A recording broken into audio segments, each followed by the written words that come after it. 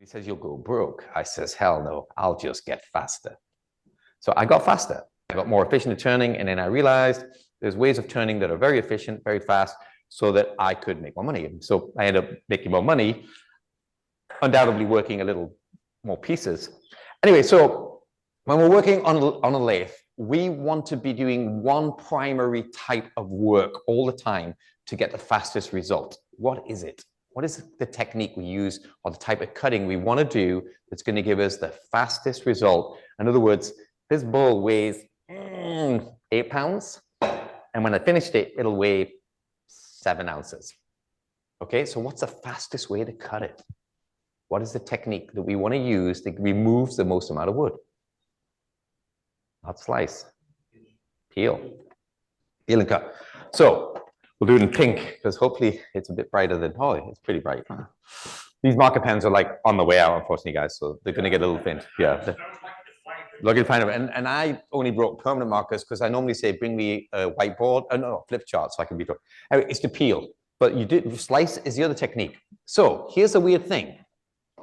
When I turn the bowl and when I turn this down the round, I'm going to be using a peeling cut. But peel is to remove lots of volume, and peel is used to do one other thing. It's to finish side grain, because we have two types of wood in wood turning. There's the side grain and there's end grain. So we slice to finish end grain and we peel to finish side grain, and we peel to remove volume. You cannot slice to remove volume. When you're slicing, that's like a skew chisel is a pointy tool. All slicing tools are pointy. All peeling tools are straight across. I don't know if you know that. That's the simple rule. So this one is straight across. Right. Pen's running out. Let's see, where's the black one? Try it again. Yeah, even I can't read it from here. Oh yeah. Okay, and then this one is pointy.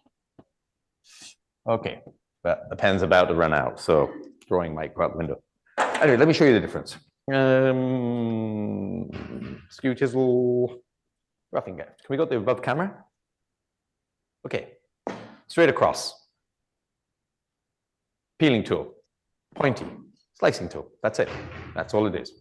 So when thank you. Bright orange. Right, so that's the difference. Now, when you turn this tool on its side, it becomes a peeling tool. See, straight across, peeling tool, vertical, pointing. This one is only a peeling tool, can't really slice. So in wood turning, until I developed the gouge called the 40-40, some of you heard of it, you see me use it, I race with it against mahoney and what have you. When mahoney feels like a good taking a beating, I just pull it out and race with him. So, because mahoney's a very fast turn. Have you guys ever seen Mike Mahoney turn? He's very fast, but he still hasn't won a race yet, but he's working on it. Anyway, I've only raced him 15 times. And last time he took a bit of a hiding, but that was because he wasn't feeling so good. Anyway, we're going to show you peeling and slicing and then how to turn better. So first of all, I got to sharpen the tools. So my tools are not sharp. I came from a demo a few weeks back and I have no idea what condition my tools are in. These are my tools that I bring for my demos. So I didn't get a chance to sharpen them in the meantime. So grinding and sharpening, we'll cover it quickly because it's a bit boring. So I'm not going to cover it in detail because I could demonstrate 1,000,000 times here and you could watch there and you're not going to learn how to sharpen. So if you just go to woodturning.org, just go, you don't have to buy my tools or anything like that. Just go to the page where it says free videos and I'll show you how to sharpen every tool that I use just using a regular flat platform. I don't use any jigs of any kind because I don't even know how to use a jig. I only know how to use a platform. And a platform, as Cindy Drawser keeps telling me, is a jig. Yes, it's a jig, but it's an unrestricted jig. It just sets an angle. So I set an angle and I work to that angle. I grind all my gouges on the left-hand side. I grind all my chisels on the right-hand side. And I do it because if you can't take the blade out of your handle and say that's the gouge I'm using, well, it's a lot to swing. So I can't swing and stand in the right position on the right-hand side because my arm is near this wheel, et cetera, et cetera. So we stand on the left-hand side and we can do this no matter how big the gouge is. But obviously, I use a modular system, so I got the advantage of taking the handle off. So I preset this. The only thing I bring with me, if anybody wants to buy one at the end, is angle gauges. That's it. This is the only thing I bring because it's the only thing that's light enough. But an angle gauge, and you don't have to buy one, but you do need a protractor. You've got to know what angle you're at because angles make a difference. Just tell your airline pilot that he wants the correct angle when he's hitting the runway, because we've all been on an airplane where it felt like he just dropped it out of the sky. And I've been on an airplane that once ran off the end of the runway. So I've been on both. So keep in mind, we want the same thing here. The angle is really important. Now, we don't care about plus or minus 3 degrees, but plus or minus 5, plus or minus 10, the tool just starts working differently. And the tool works for us. We do not work for the tool. So if you want to grind your tool any random angle and whatever, then you're working to the tool. So most of the time, the wood tool wants to be 40 degrees, most of the time. There are other angles. And the reason we want 40 degrees, it does not interact with the wood, it's not self-feeding, and it doesn't take more than 2 pounds of pressure. You go to 45 degrees, you double the pressure. You go to 50 degrees, you double the amount of energy it takes to cut. You go to 35 degrees and the tool starts self-feeding. So these are the things that are worth keeping. So that's why here I'm just going to preset it at 40, and then I put lines on 40 on one side, flip the tool over, 40 on the other, and that lets me know that that's what I'm going to swing my bowl gouge and my spindle gouge to those lines. So on the bowl gouge, I go to the line, and on my spindle gouge, I go past the line. So in the spindle gouge, the wings are back a little further because it's a more pointy, more slicing tool. I go a little higher and a little higher, and that's it. And that's all I grind all my gouges on, from spindle, roughing gouge, bowl gouge, bottom bowl gouge, detail gouge are all on this side, and then my chisels are on this side, because my chisels, I don't swing them, so I don't have to worry about hitting my arm on this. And CBN is the way to go, guys. So if you don't want to spend a lot of money on a CBN, just buy a 1-inch one with a plastic core. What do you care? So there's ones that are like 70 bucks, these are 80 bucks.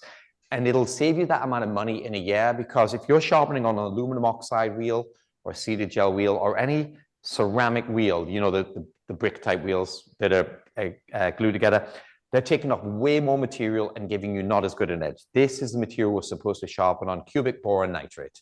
And right nowadays it's pretty cheap. So, you know, rather than buying a new gouge, because you're going to wear it out, just many times quicker with aluminum oxide, just get yourself a CBN. And if you're going to get just one grit, just get 180 or 220, and don't get 600. I know they'll tell you to buy 600 because they're going to say it gives you a better edge. We're damn wood turners. Our wood does 40 miles an hour. We don't need a 600 grit edge. And here's the problem with 600. Unless you're an expert at freehand sharpening, you are going to miss part of that edge if you use 600. It doesn't take enough off that you just, if you don't get all the edge, then you didn't get any of the edge. Does that make sense? If you miss a bit of the edge, it doesn't perform. Right, now, let's not go into too much detail on grinding sharpening because I'll put you all to sleep. So I'm just going to touch this up real quick. And this is an 80 grit, and it's on the wrong side. If I was going to have 80 grit, I'd have it on this side for doing my negative rake scrapers to make a burr. And I'd have my fine grit on this side for not taking too much off my $100 gouge. So right now I'm using 80 grit. And if I'm using 80 grit and that's 320, I'm taking off at least 3 or 4 times more material than I need to get an edge. And it's also a coarse edge. I don't need a coarse edge. And this gouge is definitely out of shape because I can see that one of my students has been using it. So I'm just going to get the wing correct and then drop to the middle. So my students have been practicing on it. It's not bad, but it's a little bit out. So I'll make it back to normal. Yeah, I just want to get back to the 40 degrees. So the wing isn't quite back at 40. So setting it at 40, drop to the nose. And we'll just get the other side. In fact, let me pass this one around. Let's see what freehand sharpening looks like. Yeah, it looks okay. Remember, it's freehand sharpening. So I'll pass on around. It is not a free gift, okay? It comes back at the end, all right? Okay, so I'm not trying to make it picturesque for a catalog. I'm not trying to make it for something. It's just how I would sharpen it to use it in reality. In other words, I would just be using, like, I'll sharpen this one up for me, and I've got one ready. Again, it's a little bit out of shape. My students, you know, they practice on my gouges, which is expensive. But at the end of the day, I'm just going to make sure it's 100% functionable. Now, if you want to learn to know how I'm doing this so that it's fast and ready to go, that's fixed and ready to go, then on woodturning.org, there's at least 3 videos showing how to start from scratch on to make a 40-40, whether you've got an elliptical flute or a V flute. It shows you how to make it. And the tool I'm about to use, which is the biggest peeling tool that we own, is a spindle roughing out. So I'm just going to touch this up. So this is sharp as well. Now this one's just straight across. Notice no swinging. It's a ground straight across. It's a pure peeling tool. So this is just a peeling tool. You can make it slice, but we don't normally. So just get it into shape. got the whole edge. Yeah, we're good. Okay, so let's put this into action. So this is a spindle block. So in spindle turning, it's related to bowl turning. I mean, they're all related, but remember in spindle turning the grain is running in this direction. In bowl turning, we always have the grain running across the piece. Well, I say always. You can make end grain bowls, but they're not practical to make end grain bowls. The reason end grain bowls aren't practical, it's just too hard to hollow out the inside because you have to cut end grain. So we're not supposed to cut end grain in wood turning, so just don't make end grain bowls. And also end grain bowls aren't as strong as a side grain bowl. This is a side grain bowl. So in bowl turning, instead of the grain running parallel to the lathe, we flip it. So if we talked about the 7 fundamentals that I talk about, but we won't cover it too much. I'm not sure this will show up either. Grain is the most important thing in wood turning. Which direction is it running in? That way you know which way to cut. If you don't know which way the grain's running, you can't wood turn because you cannot cut uphill into end grain. And you've all done it before. It's called a catch. Anybody had a catch before? Yeah, right. It's not a BS. It hasn't, exactly. So if you've had a catch, 90% of the time a catch is because you cut with a sharp edge uphill and the tool will pull the tool flat and it cuts it, does it flat. So know which way the grain's running. I'm going to make sure I've chucked correctly. I've got a sharp tool. So sharpen, which you saw me sharpen. I put it already correct, you know, mark the centers, put it in. I set the tool rest. And then I set the speed, not too fast, not too slow. In other words, not Jimmy Clues fast, but not super slow. So Jimmy Clues turns really fast. That's his choice. It's faster than you need. So yeah, you want to go to the ER room, not directly to the morgue. Do you know the difference? Okay, so all right. So if the block of wood hits you and it's big enough, you're definitely going to the ER room, folks. So this is wood turning. Your face shield ain't going to save you. But if you're turning at 3,500 RPM on a ball blank like that, I say, ain't no face shield going to save you. So you can do it for fun, but it isn't fun when it comes off. And then think about where you're going to put your feet. So stance and then technique. Technique is what we all want to learn. That's what I'll be teaching in the class. Technique is just how am I controlling the tool? But if I start screwing any of these up, the technique won't fix it. If I don't know which way the grain's running and I chuck it badly, I don't sharpen the tool, I don't bother setting my tool rest, I have my speed too fast, too slow, I don't care where I put my feet, technique doesn't make no difference. You can be the best turner in the world, but if you set all of these wrong, I can't fix it with my technique. So, okay? So make sure that's all there is to the 7 fundamentals. Pick your grain, chuck it correct, sharpen your tool, set your tool rest, set your speed, put your feet somewhere, which we'll cover in the class. And again, in those videos, I'll go more into it. There's only 3 stances in wood turning. They're super simple. The technique is I push the tool, I twist it for grain, I swing it for curvature, and I lift it to get to the middle. That's it. So it's not rocket science, but there's some subtleties to it. So I want to take this down the round, which this is spindle turning, and I have not used this lathe before, so it will be exciting to see if I can get it to work. Okay, go. No, let's try it off and go again. Okay, confirm. Pause. Okay. Warning, reverse selected. How did I get it in reverse? Oops. Okay, okay, on. Ah, how did I... Oh, that's FR's reverse? Yeah. Oh, okay. How did... I'm not so smart, am I? It's sad when the lathe is as smart as you are. Yeah. Now ready to run. Ready to run? Hit 1, then hit Then hit the FR. 1 time. Oh, 1 time. Yeah. And then press on? Yep. On. Whew. So then F2. Then 1 hit time. FR and it'll speed up. F3, 750. And then you can also. I know you can like accelerate. I heard on that bit. You can turn this.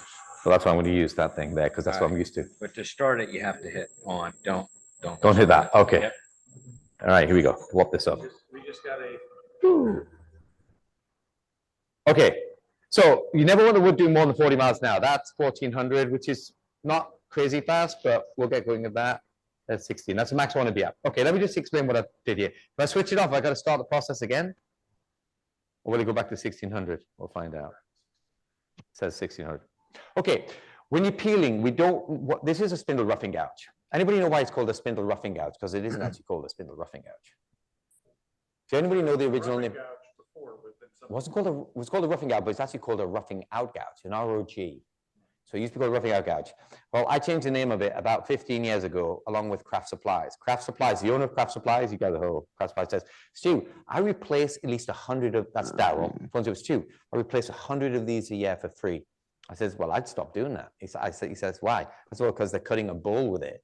Well, if you cut a bowl with this is a peeling tool. It's a very big peeling tool, isn't it? A bowl is all end grain, and you're going uphill. You're breaking the number one rule. You're trying to peel end grain. It's not possible. It snaps. So we changed the name to spindle roughing gouge. So because it's fantastic at this, which is we set the tool rest, lock, lock, lock, lock, lock, lock.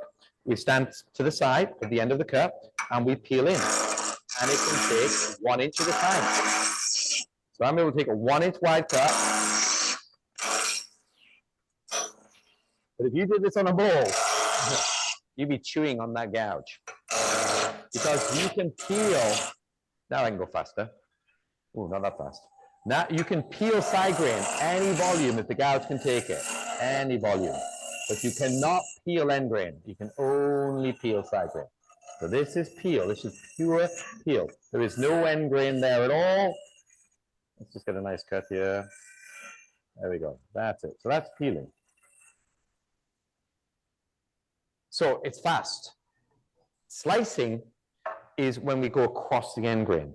Now, when we slice, we normally take small volume because we'll use something like a spindle gouge, or we'll use something like a skew. So that's a skew, and that's a, let me see if I can find a spindle gouge somewhere. I know I have one. No, that was my bowl gouge. It's just sitting here. I'm just. Sure. I didn't sharpen it, but I'm going to sharpen. This is spindle gouge. So let me just sharpen it real quick. It'll only take once round. Because it's an 80 grit wheel, so it's going to take a lot off. It'll go around twice. Okay. So the reason the spindle gouge is a slicing tool versus a peeling tool is it's pointy. So we go to the camera above. You'll see it's got a point. It's a pointy tool. It's definitely, the wings are way back and it's pointy. It's just like a skew chisel. So these are both pointy tools. So they're really good at cleaning up end grain. So if you're cleaning up end grain, you have to have a pointy tool. This tool can't clean up end grain because it has no point. It's a peeler. And you saw it's a very effective peeler. It's really fast. So if we were to slice this, and let's do it with a spindle gouge right now, because I'm not sure my skew is sharp, and I don't have a way of sharpening skew, because this platform here is, I can't set it with an angle gauge because it sets with an Allen key, so it's got only preset. So anyway, this is slicing. Well, look, when I take slicing, it's small volume. This is slicing. Small volume. It's very effective at cleaning up the end grain. If we stop that now, one quick cut on that, and you'll see the end grain's got no tone grain. It's perfect. That's it, slicing. But that's the maximum volume I can take when I'm slicing. It's very small. It's that versus that. You see? That's peeling, that's slicing.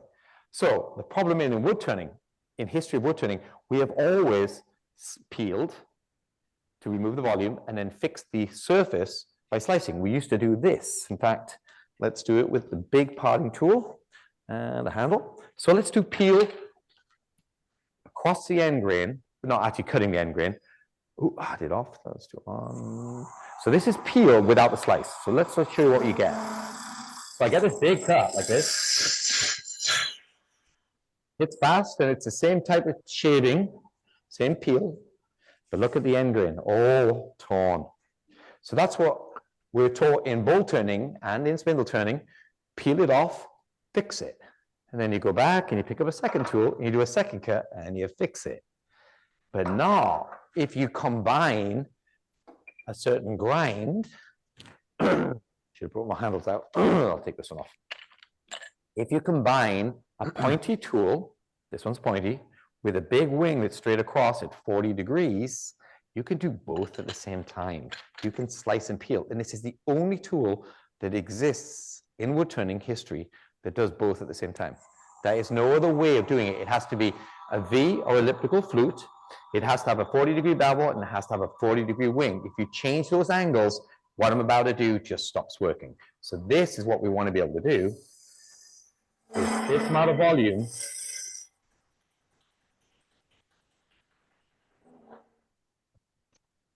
directly to a finished surface. So it's the So you can see we cut across there, super clean, didn't cut slow, I cut pretty quick, and I'll pass that around because I'm going to bolt in. So you can see that's peel. Now in the peel, you'll see there's grooves on that. That's because the speed I was cutting at was faster than it needed to be for a finish cut. It's not a finish cut, but that just shows you there's your peel and there's your slice at the end, but you can see it was still a peel cut. That's the perfect peel there where you end up with this nice flat. Oh, thank you, got it back. Oh, it's warm. What have you guys been doing to it? All right, so, yeah, it's very warm. All right.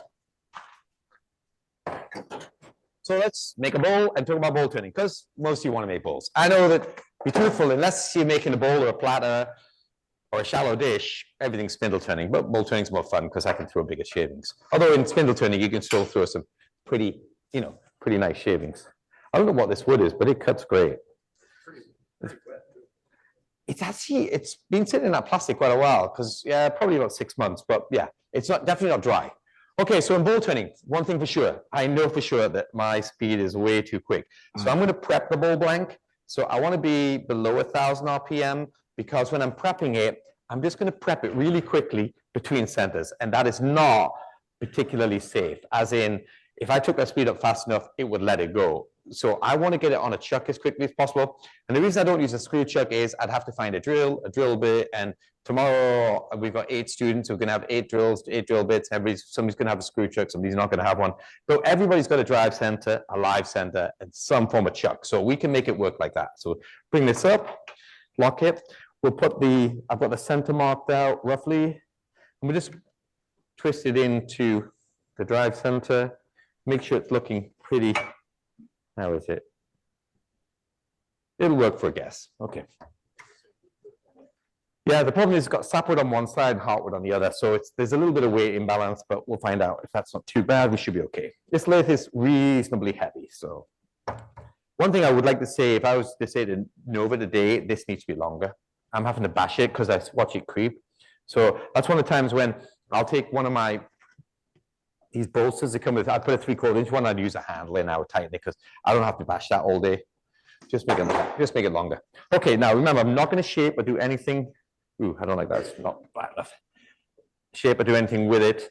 I am simply going to get it prepped. Then once it's on the chuck, I'm safe, you're safe, we're all safe. So we want to get it on the chuck.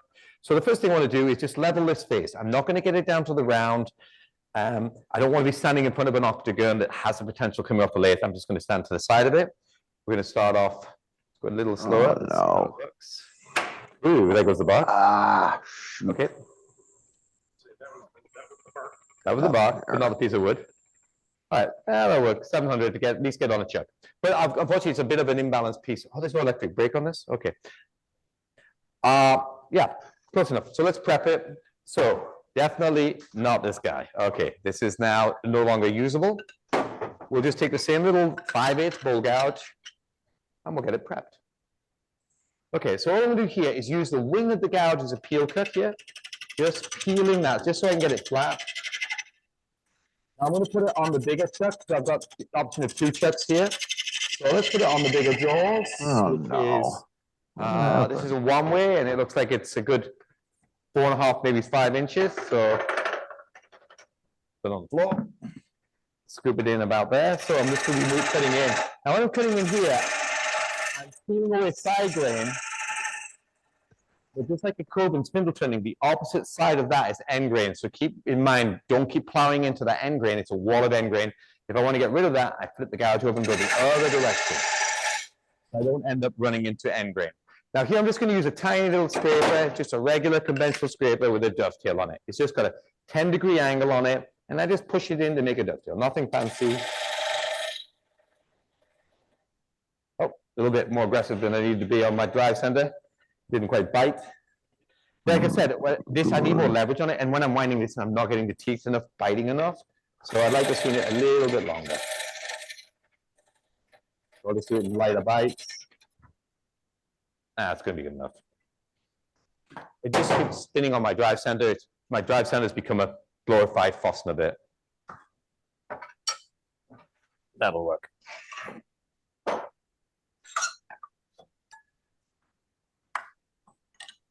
So they put this right where the knob is. So when you pull it out, you hit the emergency knob. You need to put that somewhere else. But you after a while, I get used to using the lathe. But so my lathe at home, well, I have two. I use I have the big Powermatic, the 4224, and I have a Vicmark VL 300 long bed. The VL 300 long bed has this fantastic brake system that you can put, it goes the whole length, it's a brake bar, and it's really good for, like, you know, you just need to knock the lathe off, you bump it off, but I can't use it. I can never use it. Why can I never use it? You'll bump into it, accident. Because I get used to using it, then I come to a demo and I'm trying to switch the lathe off like this, because you get used to what you use, and so I have to just ignore it. So I never use it at home because it's so handy. You know, I'm doing something and I just knock the lathe off.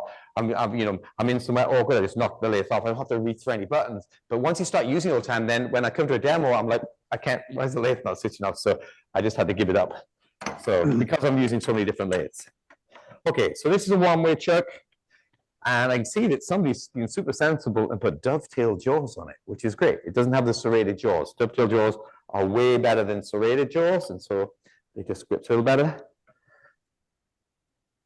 But I'm not a big fan of the key system on the one-way. The problem with these guys, you know, it gets dropped, and this is the scroll. They get little dings in them, and if then somebody drops it and then it goes in here, it's not fitting in there very well. Kind of a fight compared to like a Vicmark chuck, which is using an Allen key. So I prefer an Allen key, but it's still a much better chuck than I ever grew up with. So one thing to remember, and we'll do this in a class tomorrow in the next couple of days, you have to bring up the tailstock. You're going to say, I'm on 5-inch jaws. Why do I need a tailstock? You need a tailstock because some people tighten it the wrong way. It happens all the time. So if you work with a Nova chuck at home, and all of a sudden you take a class and we're all on Vicmarks, they go the opposite way. So you end up clamping on the scrap in the middle and not on the recess you just made. So I'll bring up the tailstock. It's a great safety device. It's there anyway. Now let's set the tool rest. Now, this is an octagon. I deliberately didn't cut it round to show you that you need to learn to be able to cut through a broken surface and not get beaten up. So from here, now, when I say not beaten up, when we're using a gouge is kind of magical. Let's see if I can clean this board for now. I don't know if it'll show because we don't have, the orange is pretty light in color. Black doesn't work. Why did I bring, let me just check. I normally bring more pens with me. Permanent, permanent, permanent, permanent, permanent. And that one I had was definitely, is that definitely permanent? Oh, it says flip chart. That's permanent, isn't it? Yep. Okay. Okay. Well, let's talk about it on the camera. Okay. All right. So the bevel. The bevel is whatever came off the grinder. Remember, and it takes two surfaces to make an edge. Well, we've already got the inside of the flute. Can we go to the above camera? Thank you. We've already got the inside of the flute. We can't do anything with that. We don't hone them or anything anymore. But that bevel, this bevel here, this guy I'm painting black, it's magical. We need to use it most of the time. We don't need to use it anywhere near as much when we're just peeling side grain. When I did that cut where I was cleaning up the face, if I was on or off the bevel, would it have any effect? Very little. But I'm about to do a cut that goes across the end grain. And when you go across the end grain, it's a completely different subject when it comes to wood turning. End grain is the stuff that tears, end grain is stuff that doesn't sand very well, end grain is the stuff that grabs the chisel, end grain causes catches, end grain is what cracks, end grain is the tough stuff. We need to use that bevel in a way where the tool is going across the surface of the end grain without marking it. I don't want to push on that bevel. I want to glide that bevel. It needs to still be touching, so the tool will still glide on it like this. But I don't want to be off the bevel and it's digging in, and I don't want to be pressing on it so it starts bouncing. I'm just using it to guide the tool. So I guide the bevel and the bevel guides the tool. And if you do it correctly, you can take this down to the round without any vibration back to your body, because we don't want to get beaten up by this octagon. Okay. Sorry, I'm just getting used to the, just have a bit of a fiery fire up. Okay, tight, tight, tight. Okay, so now I need more speed. So I'm probably going to get a little bit down to that. I like it a little bit faster, but I can't get any faster because I think it's going to move. So right now, I'm just going to use the gouge. I'm going to stand the end, and I'm going to glide my bevel over the surface like so. It's just coming across here. Now it's in a bit in the cup. So you can hear that it's not solid wood yet, but it's not beating me up. When I stop cutting, there's no noise because I'm not doing this. I'm not rubbing the tool, I'm gliding it. And I'm leaning from my right leg to my left leg. So all I'm doing is leaning from one side to the other. Now this is a peel cut, making that same flat chip to peel cut, but with a slice with the nose. It's a dual action cut. So the nose of the gouge is slicing through the fibers, and the wing of the gouge is slowing it down. So it's not giving me any torn grain on the end grain. Obviously, it's going to punch out the top surface. We can move in a little closer, and let's get rid of that flat spot there. We don't want to take too much off, because by the time I get rid of this down the round, I'm still going to be left with a chunk missing, but that'll come out when I shape the piece. So again, now can we afford it a little bit more? I'd like 1100. Can we afford it? Whew, it jumps real quick. So it's either like 1 rev at a time or like 200 revs at a time when you turn it. Somewhere between the two. Okay, so this is it. And I'm not using my left hand to control the chisel. I'm just sliding on the bevel, using my left hand as a weight. So I'm not getting beaten up, no strain, not a lot of effort. I'm leaning from one leg to the other, using the bevel. Slowing down at the end so I don't burst through too much. And that's down to the round. So I got it down to the round without any strain or beating me up. We're able to shape that off. We didn't lose too much of the bowl here, but you can see it's still imbalanced because you can see the difference in the weight. It wants to keep dropping to the one heavy side. So that's slice and peel at the same time. We don't end up with any torn grain. We have great control because all we're doing is using the tool to glide on the bevel. But things are going to change in a moment because that's a straight cut. Now we're going to do one more straight cut, 2 more straight cuts, then we'll do a curve cut. There was a question? I'll zoom in when he's actually over there. I think that's far enough back. Okay, so this is honey locust, by the way, which is, it's a reasonably dense wood. It's not certainly not exotic dense, but it's dense enough, but it cuts really good. So it's not easy like maple, but it cuts clean, and it will tear if your tool isn't sharp. So I've got to remember from my very last cut to touch up the tool because the wood's doing about 40 miles an hour. So every 90 seconds, I've done a mile of cutting, and my tool is slightly dull. And I'm just going to do one thing because it's not a chuck that this is not a big mark that I'm used to. It's one way, so I'm just going to make sure it is fully tightened. Again, I'm just going to give it a quick check. Yeah, that's good. So let's level off the face. So I'm doing straight, straight, straight, which seems like, well, why am I taking all these straight cuts? As I'm getting rid of all the imbalance I can. Then I'm going to do a third straight cut. I'm just going to take the corner off. One. And this is where the ball will get better because I'm getting rid of the imbalance. Imbalance is on that corner. Because ideally I want my speed up just another couple of hundred RPM. So the imbalance, most of it's gone. I'm surprised, has this got the ability to add an electronic brake? It must have. It is that's a variable frequency drive in there somewhere. I'm just surprised it doesn't. Normally most modern lists have an electric brake. They do a little bit of slowing. I mean, I don't mind it, but it's a pretty small hand wheel for grabbing. Normally on the ones that don't have a pretty big hand wheel. Okay, so 3 straight cuts. Now to do curvature, it doesn't take a lot. But here's something that's important in wood turning, is when we're pushing around the outside of a bowl, because this is push cut, not pull cut. This is pull cut. Let me show you pull cut. So if I'm Mike Mahoney, I'm David Ellsworth, they're going to pull around. They're going to pull like this. This is very fast. But if you're taking volume and it's fast, this is the finish it gives you. It gives you a really rough finish on here because you're not using the bevel to control the tool. You're controlling its path with your left hand. So I'm not taking advantage of having a bevel trailing behind, guiding the tool. Watch when I use the bevel, I can get the tool to cut in a much easier flowing curve like this. use your flowing curve. It's driving on the bevel.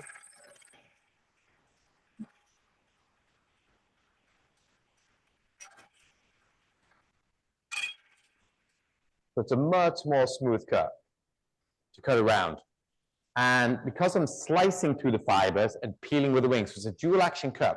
The nose of the gouge is slicing and giving me the finish. And the wings give me the peel. In fact, we'll start the cut part the way around and you'll see the difference.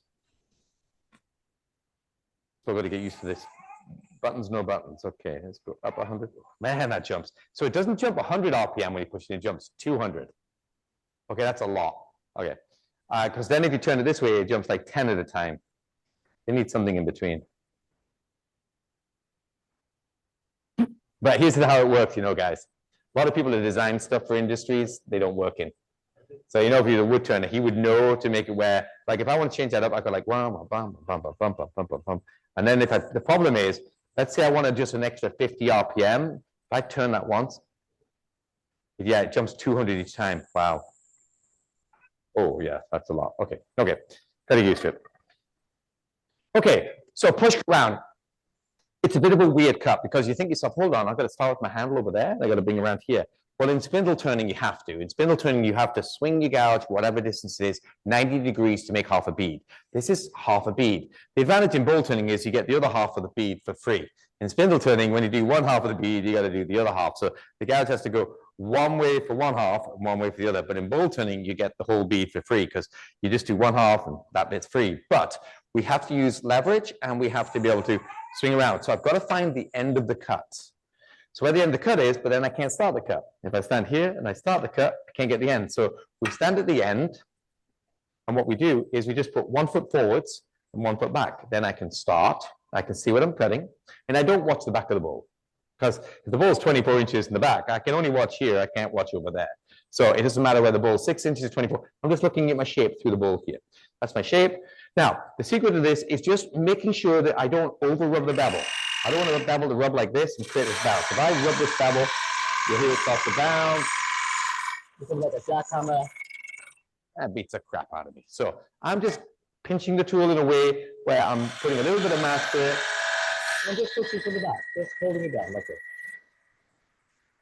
And then I just slowly swing the handle around the corner. I got my switch.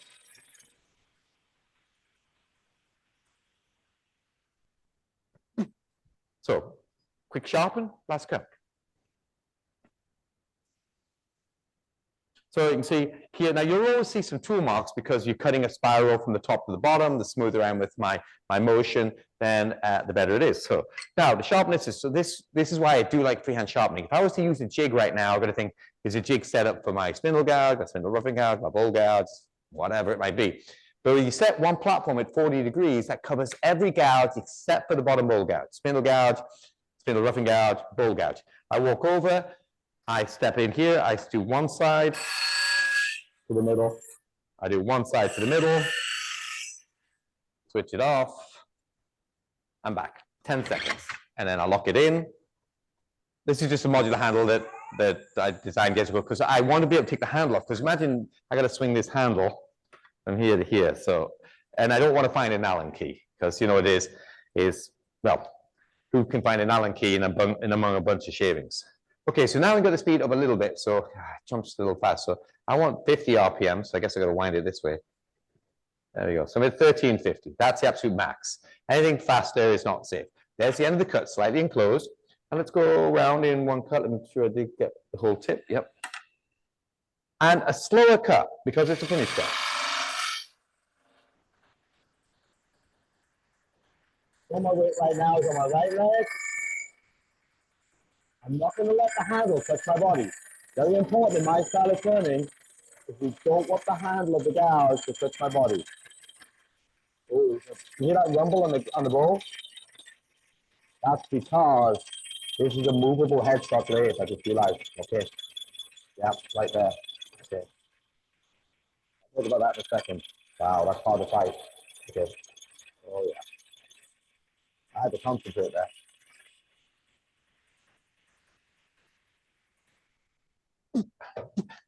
So if I ever design a lathe, I will never make a lathe like this. It has a movable headstock. I'm fighting it all the time. I don't know if you noticed when I came in before, some of you may notice, I loosened it up and I pulled it back because it was there. When I pulled it back, there was a ton of dust underneath it. So the most critical joint on this whole lathe is not the legs, it's not the tool rest, something. It's the joint between this and the bed. And when you make a movable headstock, not when it spins, that's different. Spinning's different. When it spins, it stays clean. But underneath this, between here and here now, if I took this headstock off now and I took a cloth under there, it'll be black. So it's the dirt that gets in here, and you could hear that rumbling. Now, it didn't happen as I was cutting here because I was torquing it, but as I went towards it, it started rumbling. Could hear the change in the tone. I'm fighting the grip on here. And I did tighten this quite firm, but it doesn't matter how much I tighten this, there's dirt underneath. And it's because every time you move it, no matter if you clean this bed like now, you think, oh, it's clean, but there isn't. Look, there's all that dust there. So every time you move it, you drag it, and that dust gets pinched between this 200-pound head, and it gets pinched. And the dust doesn't stay at the edges, it stays in the middle. So you get this rocking. So this is flexing just out. Now, did it leave much of a mark? Well, not much, can't really see it. Could you negative rake scrape it out? Sure, but you could hear the rumbling. So keep in mind, if I owned this lathe, the day I bought it, I would clean underneath the grease off the oil, and I clean that, and I would lock it, and I just wouldn't move the headstock. Now, somebody say, but I want to do this with lathe, I want to do that. I own a lathe that the headstock doesn't move. I can do everything on it, from hollow turning to everything. You don't need a movable headstock. It's just such a shame because, you know, this is a sturdy lathe. It's got plenty of power, but as soon as you can move the headstock, unless you clean it every time, you're going to end up with that problem. Every time you move it and you move it back, especially because we don't have a tailstock, there's a little bit of deflection there. Anyway, it's me just chewing it out because I do have my Powermatic has a movable headstock, but since the day I bought it, I've never moved it because I just know that I fight that all the time. Okay, let's put a tenon on that, and we are a chuck. So it's same gouge, same everything. Just put a quick tenon on through the inside. Okay, so I'm just cutting it now. Obviously, the final shape is not here. I'll do that once I hollow it out and put it on a jam chuck. One nice thing is here, we've got a spare chuck, so we can just flip it round.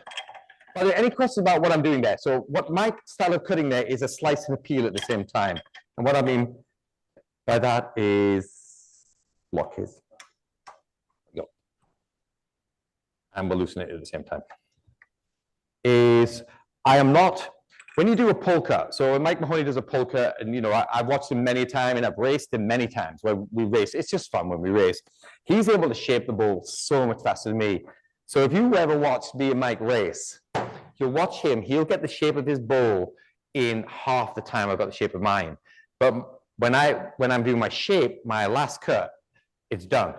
When Mike gets his rough shape, then he has to spend ages getting a smaller volume. Because if he keeps taking the same volume, he keeps getting tone grain. He has to reduce the volume, reduce the volume, reduce the volume. So each time he's getting less tone grain, less tone grain, less tone grain, almost all gone. But never all of the tone grain gone. But in push cut, there is no tone grain on this whatsoever. And if this was dry or this was silver maple, there would still be no tone grain.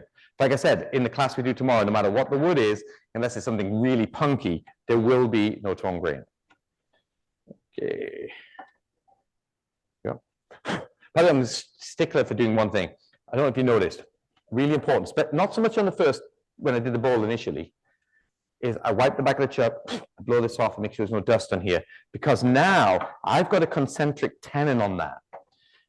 But if this chuck is not running 100% concentric, if there's a bit of dust, you know, if I put a little shaving in there, it won't run concentric, and then I won't be able to get my bowl running concentric. So keep that in mind, clean the chuck, get ready, and what's that? There it is. And put the chuck key in while you're doing that. Okay, make sure it's not going to drop back in. Okay. That's something I was checking before. I've had something before where, you know, as you're using the lathe, all of a sudden it would drop in as the lathe's going, and that would definitely not be good for the lathe. So anybody here worked for their dad before? Oh, yes, question? When you were doing your push cut, Yeah. the angle of rotation of your gouge, was it at like 1 o'clock, 2 o'clock? 10 o'clock, the flute.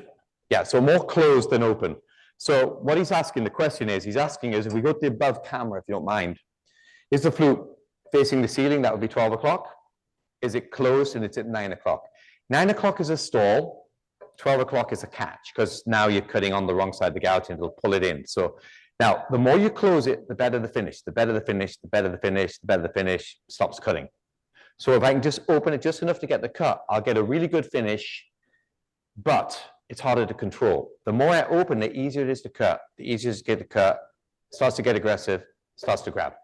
So, and every piece of wood is slightly different. So I am adjusting it very slightly, like a motorcycle throttle, you know, accelerating, decelerating, which is actually in reverse on the outside. On the outside, I'm closing off the throttle in by pulling it down, or I'm opening it up. Now on the honey locust, it cuts pretty clean, but if I open the flute too much, as I go around, it'll start to twist the gouge on its own axis. If I open the flute too much, if I close it too much, it'll just stall and ride out the cut. So you have to find it, and with a bit of practice, and that's why tomorrow, we're just doing bowl turning in the 1-day class, and in the 2-day class, we're doing spindle, then followed by bowl turning. You're going to find out where that spot is. So I have lots of, nothing changes in the path of the tool. The path of the tool is the same. I get to choose whether I open or close the throttle. That's all.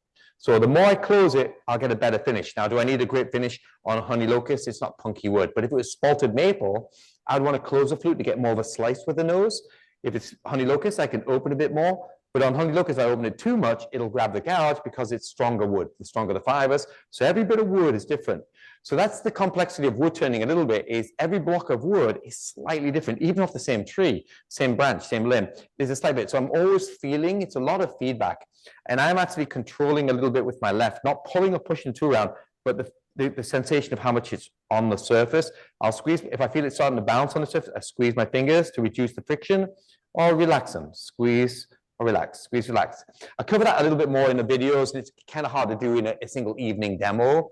So I'm showing you some of the fundamentals, but there's some real the real subtleties that come across much more in the class tomorrow, and then the class is doing in 2 days. By the way, something that was funny about what you said about the class at the beginning was, the beginner class is a 1-day class, and then for the more experienced, it's a 2-day class. It actually should be the other way around. The beginners should get 2 days, and the experienced people should get 1 day. Anyway, it's neither here nor there. The one tough thing about tomorrow for the 1-day class is I'll get everybody to a great level, but if you don't repeat it the next day, it's hard to retain it. That's why I do prefer 2-day classes. Obviously, cost, and some people just can't able to make 2 days, but I always highly recommend in the future is always try and do a 2-day class, or get back with the other people that took the 2 days as a refresher, because as humans, we need to repeat stuff. See, wood turning isn't like table saw work. It isn't like setting up a router. It isn't like got anything to do with any other kind of woodworking. Well, maybe it's carving to some degrees, but even carving is different. Wood turning is 100% like playing a musical instrument. You are listening, feeling, it's all 100% sensation. That's why, sorry, gentlemen, females make better turners. They don't fight it. They're not going to go like, oh, I'll just muscle it a bit more, I can grip a little tighter. And that's the opposite in wood turning. The less I put into the cut, the better the cut. Anybody know why the less I do? If I just do, let's say it takes 2 pounds of, exactly 2 pounds of pressure to make a perfect cut, and I put 3 pounds of pressure in, what happens to that extra pound of pressure? It comes back to bite me. It makes the tool less controllable. It makes it more bouncy on the surface. I don't get the finish I want. You can't go less than the amount of pressure it takes to cut, but the more you put in, the worse it gets. And here's what happens. You'll all have done it one time where you go around a cut and you go, oh my goodness, that was fantastic. I'm gonna do it again. And then you lose it. Why do you lose it the second time you go back around? Even though you just did a perfect cut and you can't do it the next time. You get so excited, you add a little bit more energy and it doesn't work. Wood turning is about least amount of energy it takes to cut the wood, the better the finish will be and the more control you've got. It is nothing to do with power. Now, we do need leverage. The leverage isn't to do with power. Power is how much I'm trying to force it round. It's not the amount I'm forcing it into wood. Leverage means I'm not giving away this. As this gets shorter, I have more control. As this gets longer, when it gets past 5 to 1, the wood can start lifting, shaking the handle. And there's a very famous turner, I'm not going to say his name, but he has a gouge out there, and he's more of a hollow turner. And in hollow turning, he's one of the best in the world. But when it comes to bowl turning, and you watch him turning the bowl, The gouge is doing this the whole way around the inside. I promise you, when the gouge is doing that, it's not cutting right, guys. The gouge should not be shaking in your hand. I need the leverage. As soon as that ratio gets below 4 to 1, 5 to 1, if I've got this amount of overhang, and what have I got? 1, 2, 3, 3.5, I can't control that. If I'm that far off the tool rest with this 24-inch handle, that gouge will be shaking in my hand. You can't control it. I've either got to move the tool rest or I've got to get a longer handle. There's no way around it. That's why, like I said, my dad's era bowl turners, they all had these tiny little handles. Sobeys, every tool Sobeys made. I bought some tools from somebody that had a set of Sobey tools from 50 years ago. They're 50 years old. And the spindle gouge, this long, has this length handle. The bowl gouge, this length blade, this length handle, all exactly the same handle. And I'm like, it just shows these Sobeys didn't know anything about wood turning. You don't need a 12-inch handle for spindle turning, but you also don't want a 12-inch handle for bowl turning. It's too long for spindle turning and it's way too short for bowl turning. We need leverage. So leverage is everything. And there's certain, there's other people that sell modular handles out there, and some of them only sell modular handles up to 20 inches. That's the maximum. Like, okay, so what if I'm doing a bowl that's 8 inches deep? 20 inches won't cut it. And here's the thing, guys, you don't have to buy, like my handle here, a carbon fiber. It's on the safety. It's on the safety. Damn it. Okay, there's 2 levels of safety pin on the one way, and this is on the lower set level. So, so I swap the chuck or recut it? Swap the chuck or recut it? Will that reach it? No. I'll swap the jaws. Okay, key. Okay, anyway, leverage is really important in bowl turning more so than spindle turning, because in spindle turning, the handle's too long, it just gets in the way. In bowl turning, if it gets too long, it, so let's swap jaw 2, jaw 4, and let me just make sure that the pin's not doing it. I don't want to damage the pin. Snap the pin off, but I'm going to upset somebody. So let's just swap jaw 2 and 4, and then let's take the safety pin a little further out. There's 2 different settings inside this chuck, and I don't even own a one-way chuck. Just that I get to use them all the time, from traveling around. So it doesn't take too long. Anyway, getting back to some more interesting stuff. So, I worked for my dad, and he was a bit of a bear to work for, but it was so good to work for him. I learned a lot. I definitely my dad had a good work ethic. So what I'm doing here, I don't know if you can see the slot. There's a long slot here and a short slot. So the short slot means that your jaws aren't going to come out too far before they lock. And that's it. And this long slot allows me to bring the jaws out, bring it out further. So I want this pin to be in the long slot, but wasn't that where it was before? So it should let me have a lot more travel. So that one goes in this one, and then the other one doesn't have a pin on it anyway, so it doesn't really matter. So you just swap them around, and then this one goes here. And that gives you more travel. Just that these are 2-inch jaws, and that's a 2 3/4 inch, and it doesn't quite reach it. And it is okay. You're going to say to yourself, why is he making a 3-inch tenon on a 2-inch jaws? Well, there is no 3-inch jaws made for this chuck, just like there is no 3-inch jaws made for the Vic Mark chuck. Isn't that weird? Vic Mark do 2, 4, 6, 4, 2, 4, 5, 6, 7, 8, 9, 10, but no 3-inch. And one way is the same. Because they don't like to put the screws through the jaws, so they don't make ones where the screws go through the jaws. I'm okay with you putting the screw through the jaw. It's just a little extra gap. It don't make it. Doesn't matter. Anyway, working for my dad was a bit of a bear. But in wood turning, I've had the fortunate of, I met who was once the most famous person on, who was the most famous person on the planet, but they're no longer alive? Who was the most famous person that ever walked this planet? Who would that be? Princess Diana. Wouldn't you agree? At the time when she was alive, she was pretty famous. I mean, nobody knew who the Prime Minister of England was or the President of the USA if you lived in Africa, but you knew Princess Diana. Anyway, I met her through wood turning, but then, unfortunately, somehow she's got a private bodyguard and a private driver, but they die in a tunnel. My government, yes. Anyway, so Princess Diana's no longer around, but Prince Charles wants to date his new girlfriend, Camilla Parker Bowles. You've heard of Camilla Parker Bowles, haven't you, folks? Yeah, well, Camilla Parker Bowles. So Prince Charles has got his wish. She's like, hey, Mom says I can date you. So he's got himself a brand new Rolls Royce. So he wants to impress his new girlfriend, Camilla Parker Bowles. So he's driving around Buckingham Palace. a little too fast in his new Rolls Royce, when all of a sudden he runs over one of the Queen's corgi dogs, flat as a pancake. He gets out and he's like, oh no, Mom is going to be so upset. But lucky, lo and behold, up pops a little leprechaun and says, Prince Charles, I can grant you one wish. And he goes, oh my goodness. He says, come over here. Look at this corgi. He says, can you bring it back to life? And the leprechaun looks at it and he says, no, I can't. He's too far gone. But he says, because I can't grant you that wish, you still have your wish. So Prince Charles turns and he looks at Lady Camilla Parker Bowles and he says, could you make her as pretty as Princess Diana?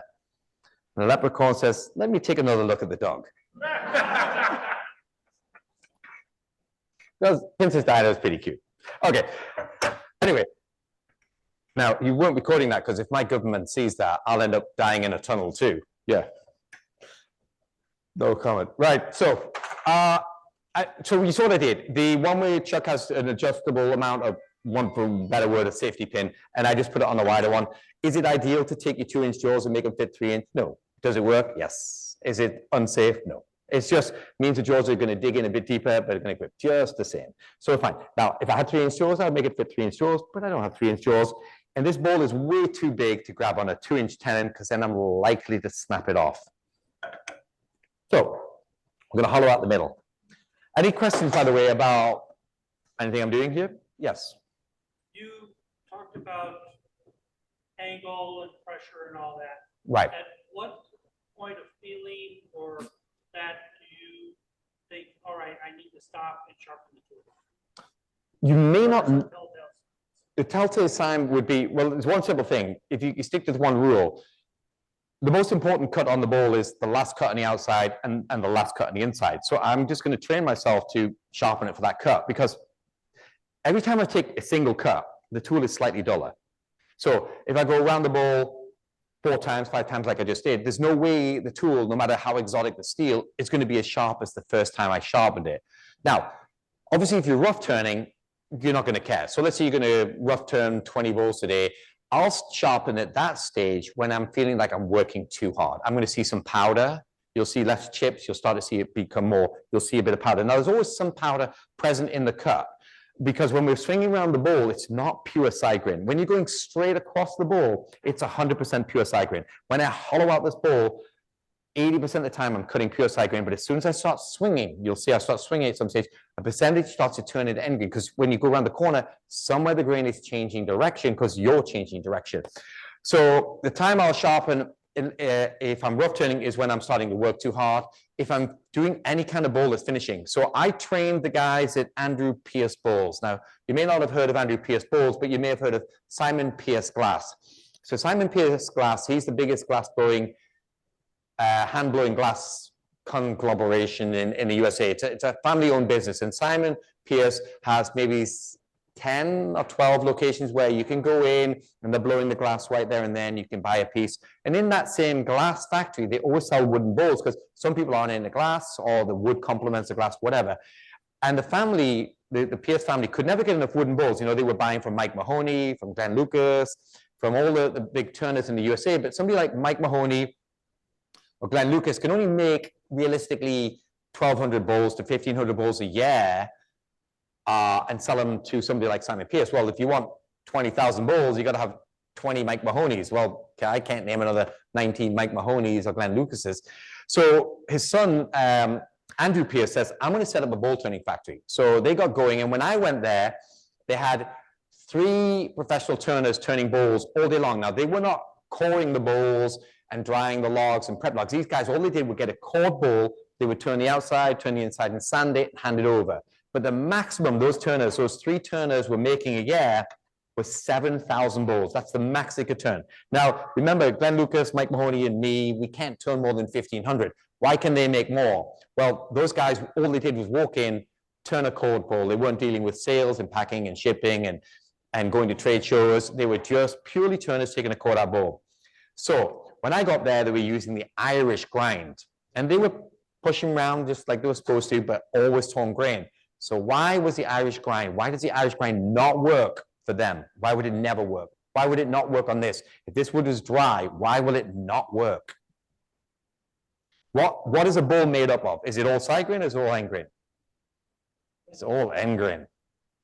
So to cut end grain, what's the magic angle? To get clean end grain, it is 40 degrees. What is the angle on the Irish grind at the nose? 60. 60 will not cut, will never cut kiln-dried wood without tearing it. It's impossible to cut. Now, can you get 60 degrees to work across the bottom of a bowl? Of course, the bottom of a bowl is side grain. So the inside third of the bowl, it's side grain. 60-degree nose is what my bottom bowl gouge is. Side grain doesn't give a damn. We don't care about side grain. Side grain, you can sand it. Side grain, you do anything to side grain. You saw me with a spindle roughing gouge. I can peel it off like I'm looking like a genius turner. But can you do that on end grain? No. So the problem is kiln-dried wood, they're using Irish grind, and every time they went round they'd sharpen it, they'd go around, they tore it out. So they were sanding. So I got there. Did I make them faster turners? No. But I got 3 turners to turn 8,400 each. Went from 7,000 between 3 of them to 8,400 each. It caused a ruckus at the factory, man. Because the guys that prepped the logs didn't get a wage rise. The guys that turned got paid per bowl. They had to restructure the whole wage thing a month later. Because the guys who were making the bowl blanks and coring them and drying them in the kilns and putting the oil on after and signing them and packaging them couldn't keep up. But their wage was a set per hour. The wood turners were getting paid per piece. So all I did was change the grind. Didn't change the technique, changed the grind, and the torn grain disappeared. Now they're not sanding out torn grain. So they were spending 30 plus minutes sanding out the torn grain with 60 grit 5-inch ceramic discs to get rid of it. And they were ripped. These guys were ripped. And they said that they thanked me about 6 weeks later when I went back for another week. They thanked me. I said, why? He said, we're not exhausted after work. I said, why? He says, we were exhausted from the sanding. We used to lean so hard in to get, because they're sanding off up to 1/4 inch of torn grain. So remember, if you are cutting, exposing end grain, you're not cutting end grain, you're cutting through the side grain. To cut perfect end grain, you must slice side grain to leave end grain behind. If you want to slice it without torn grain, it has to be 40 degrees. I promise you 60 degrees doesn't work. Now, can you get away with it? Yeah, if there's a soaking wet piece of maple, and I'm demonstrating with an Irish grind, I'll look great like anybody else, but it's a soaking wet piece of maple. That's not real. Nobody turns and finishes a soaking wet piece of maple. You might rough turn it, but you have to finish it. So you have to have a pointy tool to slice. By having a pointy tool that slices, but the wing straight and 40 degrees. Okay, I'll get finished. Yeah, is you've got to have a point tool. So let's blitz this out and show you. So let me make sure it's tightened.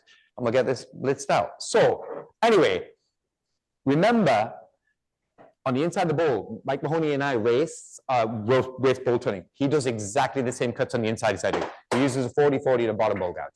The only reason he turns the outside with the Irish grind is he's left-handed and he likes to pull. So he can turn left-handed, but he can't turn left-handed on the inside of the bowl. In a modern lathe, unless you flip the lathe, you can't turn left-handed on the inside of the bowl. You have to turn right-handed. So he has to turn right-handed, and he realized that he has to do it the same way I'm doing it. So we turn exactly the same, which is we are not going to swing into the middle the way you think we are. We are going to cut it with all peeling away the side grain. So we're going to peel away like this. So peel, peel. We go to a bigger gouge because you got to speed up a bit. So we go to a bigger gouge and cut faster. Camera. I'm just going to quick sharpen. Oh, this gouge is damaged. I can see it's hit something. Give me a second. It'll still make up for it in speed. Yeah, I can see that it's the nose is missing. So somewhere on my troubles, it's hit something. Can I fix it? Ooh, it's pretty deep. Yeah, the nose is missing on it. I used to call this gouge my Mahoney flare, but then he copied it. So I have an even bigger gouge, but the gouge I've got with me is too big. It'll stall this lathe. So I have this is my new gouge that comes out in January. It can take a 1-inch pass, but if I took 1 inch on this lathe being 110, it'll stall it. So this one can take 3/4. So anyway, let's just rip this side down.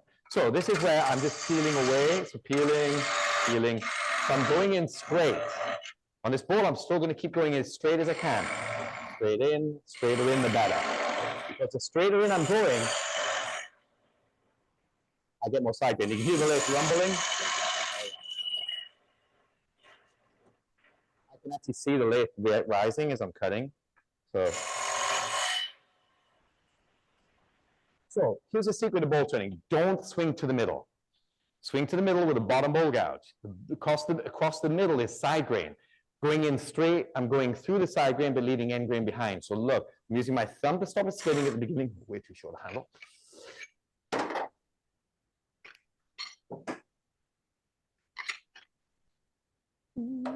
Just enough space. So pushing in.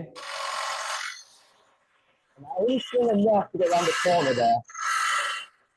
You can definitely hear the lathe flexing here.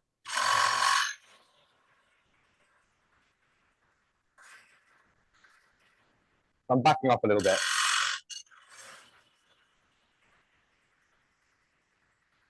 And I'm leaving the grooves at the bottom. They don't cause me any harm. And I'm cutting in. The straighter I'm cutting, the less I'm working. I can get the much easier cut, not a lot of pressure. Lots of leverage though. Using the bevel. And I'm only swinging enough to get partly around the corner. I'm following the outside shape.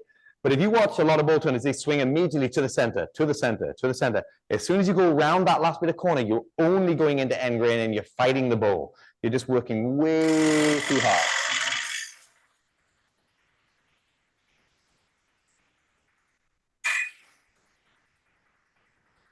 Give it a little bit more in the middle.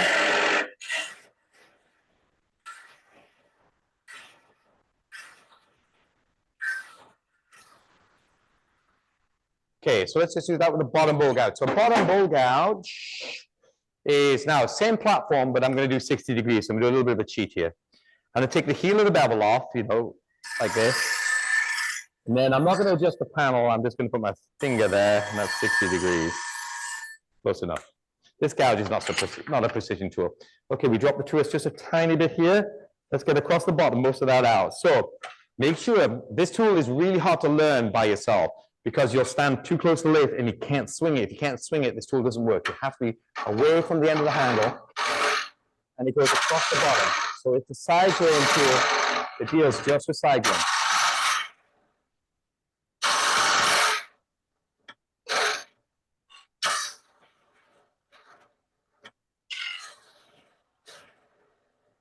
So basically what I've got there is a roughed out bowl. So if we were just roughing out a bowl, that would be a rough out bowl. It'd probably be left a little bit thicker, but I'm going to make it thin. So that's a rough out bowl. I'd let it dry and come back to it 3-6 months later. In Colorado, it would definitely be dry in 3 to 4 months. So let's make it a thin bowl just because we can. So let's make it thin in one cut instead of a series of cuts, make it thin. So what I'm going to do here is step it a little bit. So I'm going to take half away. Half away. And then we'll cut it thin in one cut. So now, because this is a concave surface, it's really important that you've taken the heel of the bevel off. So the heel of the bevel here is ground off. So my bevel is 1/8 of an inch or less. Right now, this gouge is, I'm a little bit thinner down there, I realized. This gouge is a little bit too long a bevel. We'll give it a quick touch up. And obviously, I've got videos on that website that are giving you this in a lot more detail because I'm having to skip a lot of subtleties that I'm doing, but they're there on the website.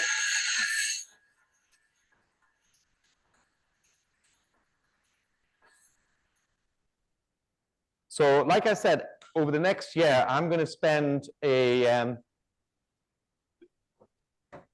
whole year making videos and giving away for free.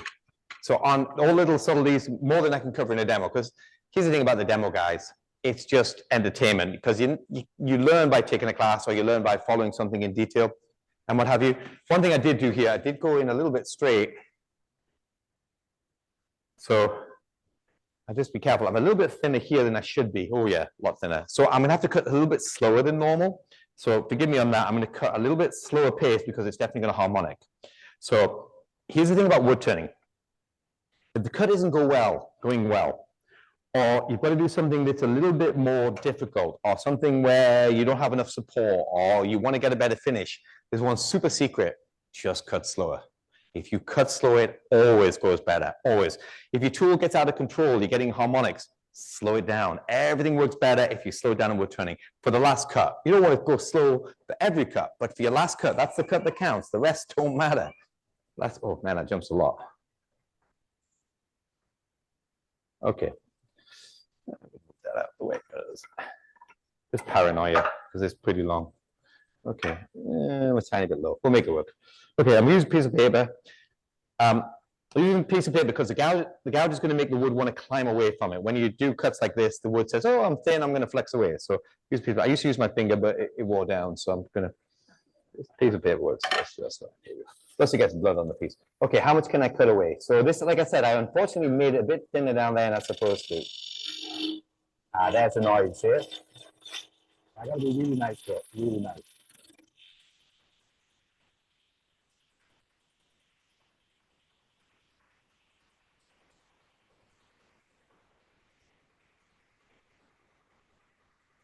I'm going to go a little slower than normal.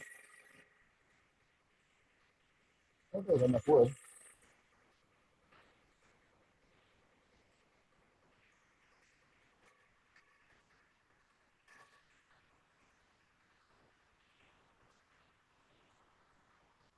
Do you notice when the tool was kicking it a little bit? That's because I had my feet a little bit more open, and this wood is quite strong, so it's twisting it on its fulcrum.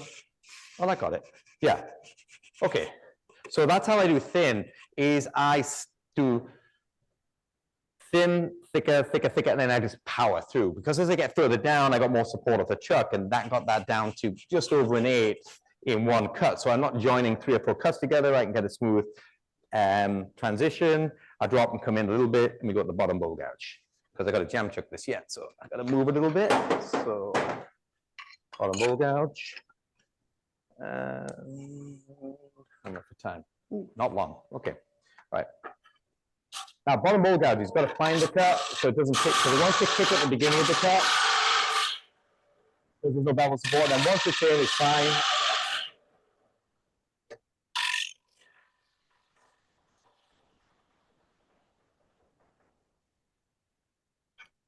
I think I may have got it. Let's just check it.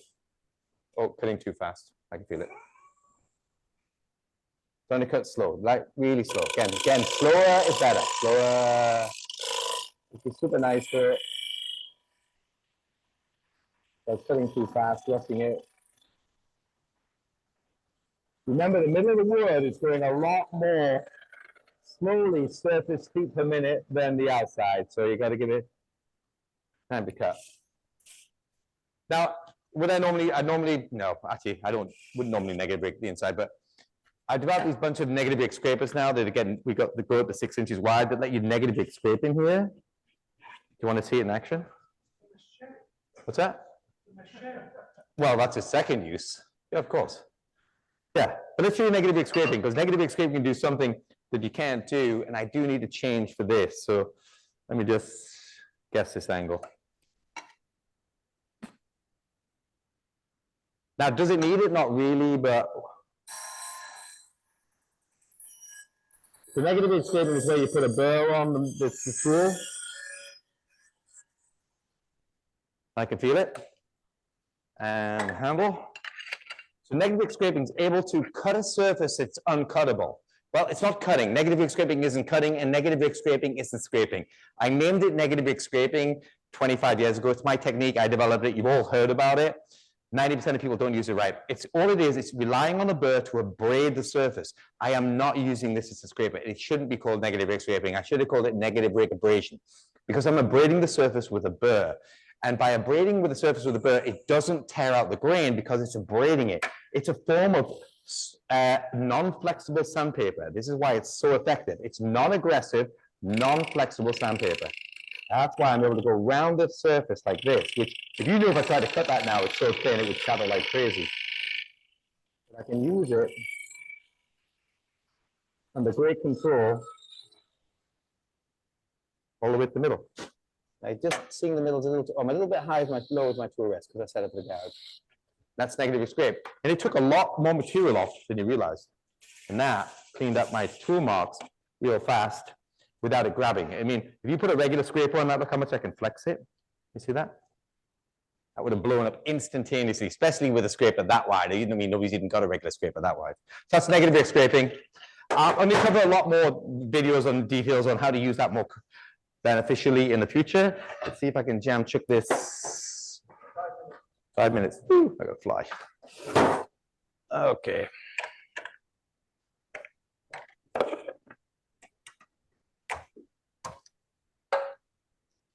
So jam chucking is an incredible way to grip bowl. I don't know why my dad and the other turners in the centuries before didn't use this method for gripping bowls. It just didn't, and it doesn't make sense because it's phenomenal. Because we didn't have good chucks in those days, but we've always had jam chucks.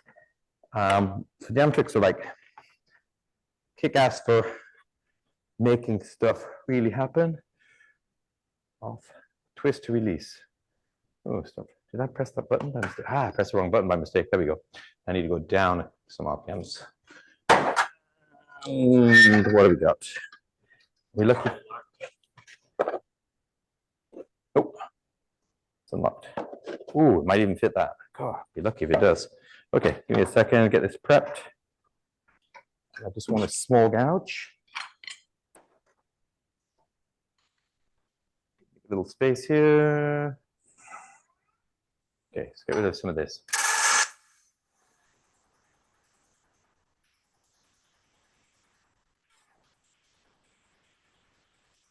This piece is pretty dry.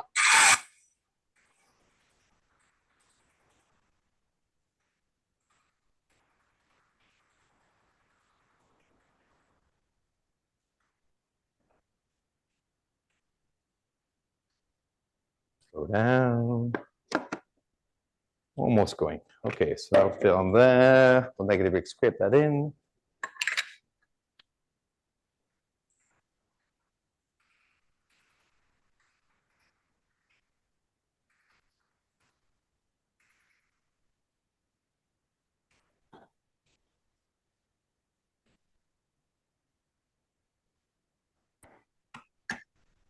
Not tight enough.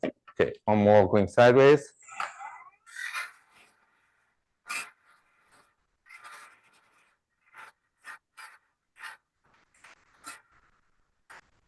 I can't be too tight for honey locust because honey locust is one of those woods that cracks if you squeeze it on too tight. Maple you can get away with a lot. Ooh, is that too tight? We'll push a lot.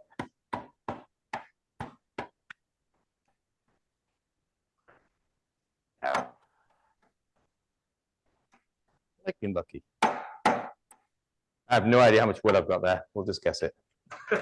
Anybody else got any ideas? Because I didn't measure it. So, all right. See, now the thing about jam chucking, it doesn't know it's hollow inside. It doesn't actually know. Oh, I remember I changed that, didn't I? So, put it back.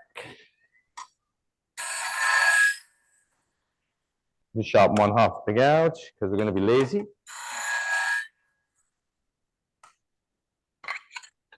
And put a hollow bowl on it. Let me just check one thing. Hold on. Still no idea. Okay, so we'll do a little OG cut here. Ooh. Sounds thin. This bowl doesn't know its color.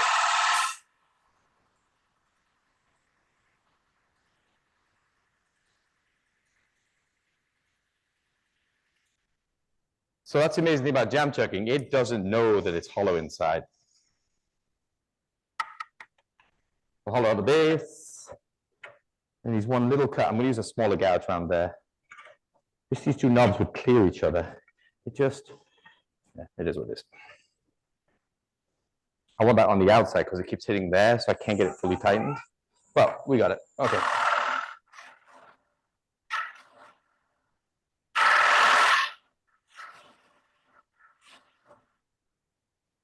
Coming in sideways.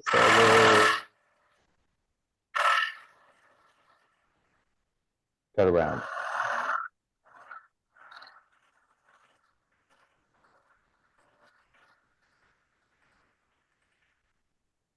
We'll just do a quick negative rake on that. It'll be just a little faster than the gouge there.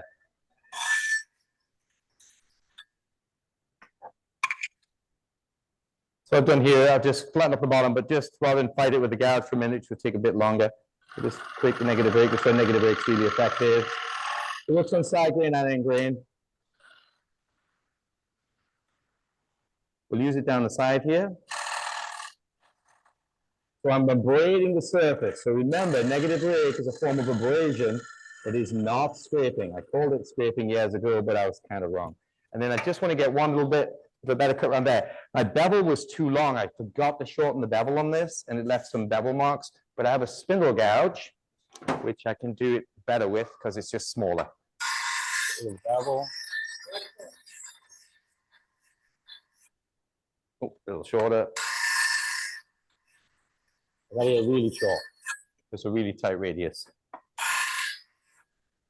So that we don't end up with gouge marks, because what I'm getting is gouge marks off the gouge. Bevel.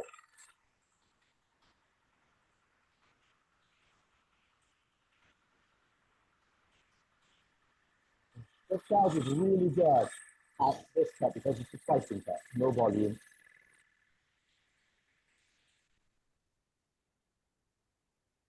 We'll negative rake that.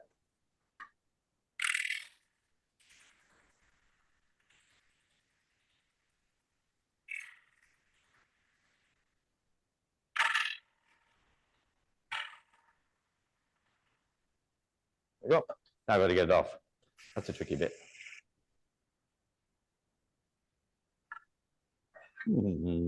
Probably vibration.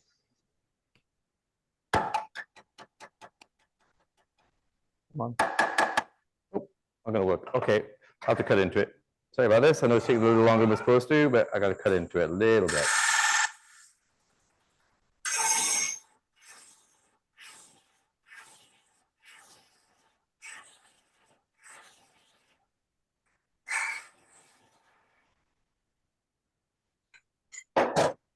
Use a parting tool, parting away from the bowl.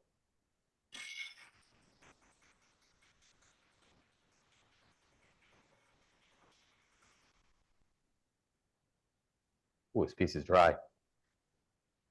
Then we can just twist it off.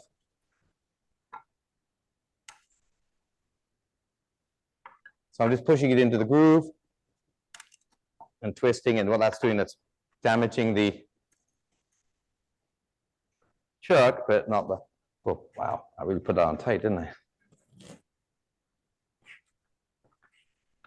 It's coming.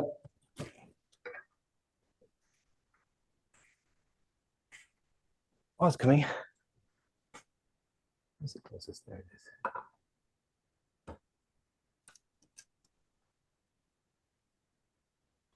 is. That's its closest point.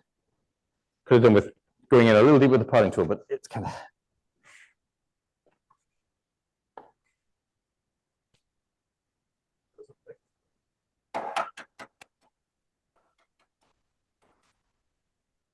Okay, gotta go in deeper. Sorry. Okay, then I'll kind of get it off then. Yeah, I'd like to get off the chuck, but I can't get off. All right, let's wrap it up. Can't get off the. Okay, I need one more cut, but I'll do it tomorrow. All right, thank you. Thank you. Yeah, it's stuck on there.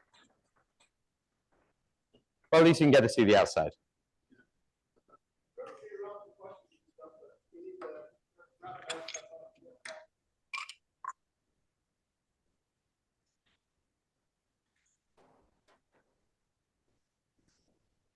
One's yours.